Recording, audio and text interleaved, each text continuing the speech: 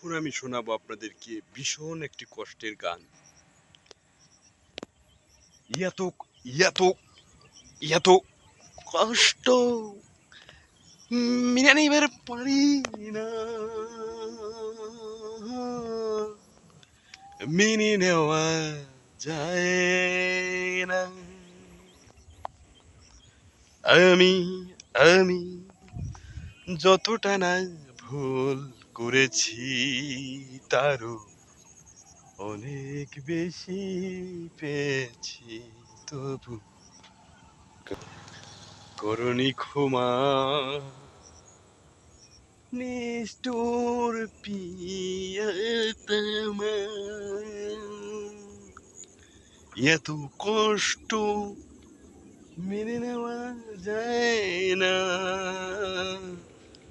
মেনে নেওয়া যায় না।